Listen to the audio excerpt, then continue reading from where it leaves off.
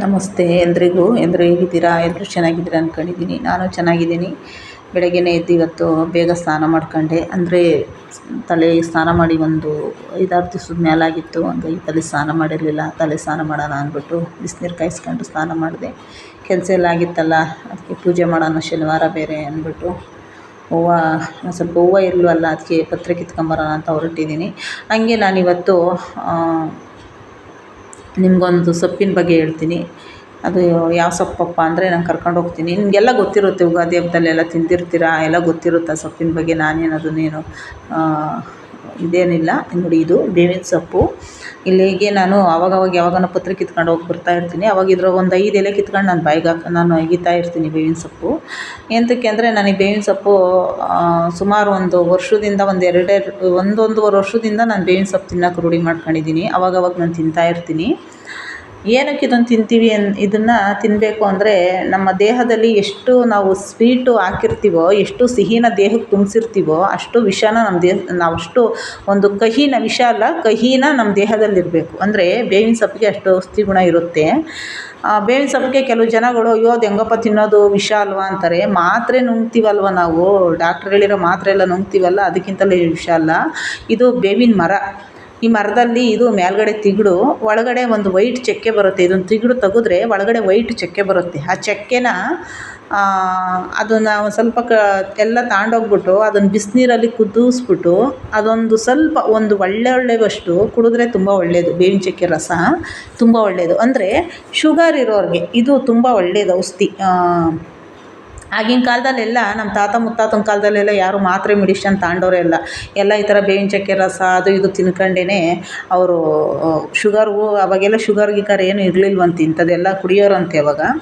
ನಾನು ಹಳ್ಳಿ ಸೈಡ್ ನೋಡಿದ್ದೀನಿ. ಇದನ್ನು ಚಕ್ಕೆ ಮಾಡಿ ಕುದುಗಿಸ್ಬಿಟ್ಟು, ಚಕ್ಕೆ ತಗೊಂಡೋಗಿ ಕುದುಗಿಸ್ಬಿಟ್ಟು ಕುಡಿತಾರೆ. ನಾನು ಹಳ್ಳಿ ಸೈಡೆಲ್ಲ ನೋಡಿದ್ದೀನಿ, ಹಂಗಾಗಿ ಹೇಳಿದೆ. ನಾನು ಇದನ್ನು ಚಕ್ಕೆಯಲ್ಲಿ ನಾವು ಚಕ್ಕೆ ಸಿಗಲ್ವಲ್ಲ, ಅದಕ್ಕೋಸ್ಕರ ಅದು ಇದು ತೆಗಿಯೋಕ್ಕಾಗಲ್ವಲ್ಲ, ಅದಕ್ಕೆ ಬೇವಿನ ಸೊಪ್ಪು ತಿಂತೀನಿ. ಇದು ಲಕ್ಷ್ಮೀ ಪತ್ರೆ. ನಾನು ಯಾವಾಗಲೂ ಪೂಜೆಗೆ ತಗೊಂಡೋಗ್ತಿರ್ತೀನಿ.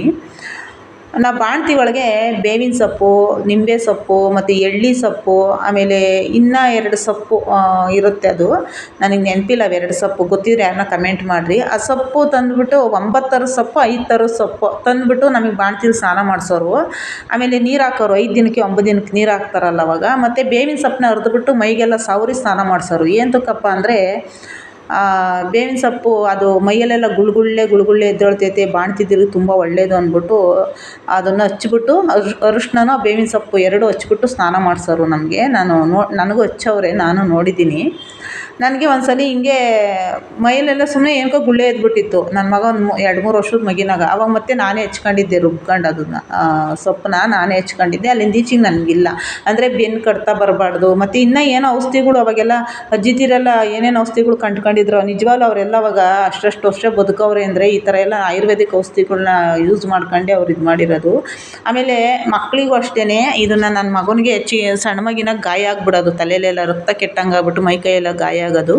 ಆವಾಗ ನಾನು ಸೀಗೆ ಪುಡಿನೂ ಮತ್ತು ಬೇವಿನ ಸೊಪ್ಪು ಎರಡನ್ನೂ ಬೇವಿನ ಸೊಪ್ಪು ರುಬ್ಕೊಬಿಟ್ಟು ಸೀಗೆ ಪುಡಿ ಒಳಗೆ ಕಲಿಸ್ಬಿಟ್ಟು ನನ್ನ ಮಗನಿಗೆ ಹಚ್ಚಿ ಸ್ನಾನ ಮಾಡಿಸ್ಬಿಡ್ತಿದ್ದೆ. ನಿಜವಾಗ್ಲೂ ಒಂದು ಗಾಯನೂ ಇರ್ತಾ ಇರಲಿಲ್ಲ, ಅಷ್ಟು ವಾಸಿ ಆಗಿಬಿಡೋದು. ಆಮೇಲೆ ತಲೆಗೂ ಅಷ್ಟೇ ಸೀಗೆ ಪುಡಿ ಹಾಕ್ಬಿಟ್ಟು ಹಚ್ಬಿಟ್ರೆ ತಲೆಗೆ ಗಾಯ ಆಗ್ತಿರಲಿಲ್ಲ. ಆಮೇಲೆ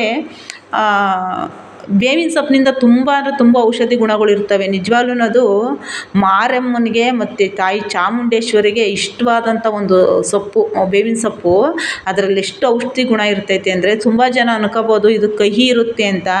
ನಿಜವಾಗ್ಲೂ ಕಹಿ ಇರೋದೇ ಸತ್ಯ. ನಿಜವಾಗ್ಲೂ ಯಾವ ಕಹಿ ಅಂದ್ಕೊಂತೀವಿ ನಾವು, ತುಂಬ ಒಳ್ಳೆಯದಿದು. ಆಮೇಲೆ ಗಾಯಗಳು ಅಷ್ಟೇ ವಾಸಿ ಆಗಿಬಿಡೋದು. ಆಮೇಲೆ ಅದು ತುಂಬ ಒಳ್ಳೆಯದು ಬೇವಿನ ಸೊಪ್ಪು. ಹಂಗಾಗಿ ನಾನು ಅವಾಗವಾಗ ತಿಂತಾಯಿರ್ತೀನಿ ಇದನ್ನು. ಒಂಥರ ಚೆನ್ನಾಗಿರುತ್ತೆ ಇದೆಲ್ಲ. ನಿಜವಾಗ್ಲೂ ನಮಗೆ ಬಾಣತಿ ಒಳಗೆ ಇದೆಲ್ಲ ಹಾಕಿ ಸ್ನಾನ ಮಾಡಿಸೋರು. ಇವಾಗ ಹಳ್ಳಿಗಳ ಕಡೆ ಯಾರು ಬಾಣಿತನ ಮಾಡಿಸ್ಕೊಂಡಿದ್ದೀರ ಅವ್ರಿಗೆಲ್ಲ ಗೊತ್ತಿರುತ್ತೆ. ಸಿಟಿಗಿರೋರ್ಗೆ ಹೆಂಗೋ ನಮಗೆ ಗೊತ್ತಿಲ್ಲ. ನಮಗೆ ರಾಗಿ ಹುಲ್ ಮೇಲೆ ಮಲಗಿಸ್ಬಿಟ್ಟು, ರಾಗಿ ಹುಲ್ಲ ನೆಲ್ಲುಲ್ಲ ನೆನಪಿಲ್ಲ ನನಗೆ, ಆದ್ರೆ ಮಲಗಿಸ್ಬಿಟ್ಟು ನಮಗೆ ಆವಾಗ ಮರದಾಗ ಮಗನ ಹಾಕೋರು. ಮರದ ಮೇಲೆ ಮಗಿಗೆ ಮರದೊಳಗೆ ರಾಗಿ ಹುಲ್ಲು ಹಾಕಿ ಅದ್ರ ಮೇಲೆ ಒಂದು ಬಟ್ಟೆ ಹಾಕಿ ಹುಲ್ಲು ಹಾಕ್ಬಿಟ್ಟು ಬಟ್ಟೆ ಹಾಕ್ಬಿಟ್ಟು ಮಲಗಿಸೋರು. ನಮಗೂ ಅಷ್ಟೇ ಬಾಣತಿ ಒಳಗೆ ಬಟ್ಟೆ ಮೇಲೆ ಮಲಗಿಸೋರು. ಆಮೇಲೆ ನಮ್ಮ ಕಡೆ ಏನಾದರೂ ಹೆಣ್ಮಕ್ಳು ಋತುಮತಿ ಆದರೆ ಹುಲ್ ಮೇಲೆ ಕುಂಡ್ರಿಸೋರು. ಹುಲ್ ಮೇಲೆ ಒಂದು ವೈಟ್ ಬಟ್ಟೆ ಹಾಕ್ಬಿಟ್ಟು ಅದ್ರ ಮೇಲೆ ಕುಂಡ್ರಿಸೋರು. ನಾನು ಕೂತ್ಕೊಂಡಿದ್ದೀನಿ, ಹಂಗಾಗಿ ಹೇಳಿದೆ. ನನಗೆ ಗೊತ್ತಿರೋದನ್ನ ನಾನು ಹೇಳಿದ್ದೀನಿ. ಗೊತ್ತಿಲ್ಲದ್ದು ಏನಾನ ಇದ್ದರೆ ಕಮೆಂಟ್ ಮಾಡಿರಿ. ಯಾರಿಗೆ ಏನೇನು ಗೊತ್ತಿರುತ್ತೋ ಅವ್ರು ಕಮೆಂಟ್ ಮಾಡಿ, ನಮಗೂ ಗೊತ್ತಾಗುತ್ತೆ. ನೀವು ಕಮೆಂಟ್ ಮಾಡಿದ್ರೆ ನಾವೇನಾದರೂ ಒಂದು ಹೇಳ್ಬೋದು. ಹಂಗಾಗಿ ಗೊತ್ತಿರೋರು ಕಮೆಂಟ್ ಮಾಡಿ. ನನಗೆ ಗೊತ್ತಿರೋ ಇನ್ಫಾರ್ಮೇಷನ್ ನಾನು ಹೇಳಿದೆ ಅಷ್ಟೇ. ನನಗೆ ಗೊತ್ತಿರೋ ಇನ್ಫಾರ್ಮೇಷನ್ ಹೇಳಿದೆ. ಹಂಗಾಗಿ ತುಂಬ ಒಳ್ಳೆಯದಂತೆ ಹುಲ್ ಮೇಲೆಲ್ಲ ಕುಂಡ್ರಿಸೋದು, ಮತ್ತು ಮರದೊಳಗೆ ಹುಲ್ ತುಂಬಿ ಅದರೊಳಗೆ ಮಗನ ಮಲಗಿಸೋದು, ಬಾಣ್ತಿದ್ದೀರನ್ನ ಹುಲ್ ಮೇಲೆ ಮಲಗಿಸೋದು ತುಂಬ ಒಳ್ಳೆಯದಂಥದ್ದೆಲ್ಲ ಆರೋಗ್ಯಕ್ಕೆ. ಹಂಗಾಗಿ ಆಮೇಲೆ ನಮಗೂ ಅಷ್ಟೇ ಡಿಲ್ವರಿ ಆಗೋಂಥ ಟೈಮ್ನಲ್ಲಿ ಕಾಯಿ ಹೊಟ್ಟೆ ಅಂತ ಇರುತ್ತಲ್ಲ, ಅದನ್ನು ನಾನು ಇನ್ನೊಂದು ವಿಡಿಯೋದಲ್ಲಿ ಹೇಳ್ತೀನಿ, ಇವಾಗ ಹೇಳಲ್ಲ ಅದನ್ನು. ಹಂಗಾಗಿ ನಮಗೆ ನಿಜವಾಗ್ಲೂ ಒಂಥರ ಅವಾಗೆಲ್ಲ ಆ ಥರ ಎಲ್ಲ ಒಂದು ಸ್ವಲ್ಪ ಇದು ಮಾಡಿರೋದಕ್ಕೆ ನಾವು ಇವಾಗ ಒಂದು ಸ್ವಲ್ಪ ಎಲ್ಲಿದ್ದರೂ ಕೆಲಸ ಮಾಡ್ತೀವಿ. ಸ್ವಲ್ಪ ಬೆನ್ನು ಹೊಡ್ತಾನೆ ಅಷ್ಟೊಂದಾಗಿ ಜಾಸ್ತಿ ಬರೋಲ್ಲ. ಸೊಂಟ ನೋವು ಒಂದು ಬರುತ್ತೆ ಮಾಮೂಲಿ ನನಗೆ.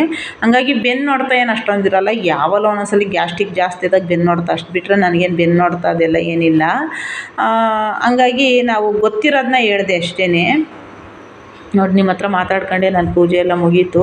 ಯಾರೆಲ್ಲ ನನ್ನ ವೀಡಿಯೋ ನೋಡ್ತೀರಾ ಅವರೆಲ್ಲ ಸಬ್ಸ್ಕ್ರೈಬ್ ಮಾಡ್ಕೊಳ್ಳಿ. ವೀಡಿಯೋ ಇಷ್ಟ ಆದರೆ ಒಂದು ಲೈಕ್ ಮಾಡಿ, ಶೇರ್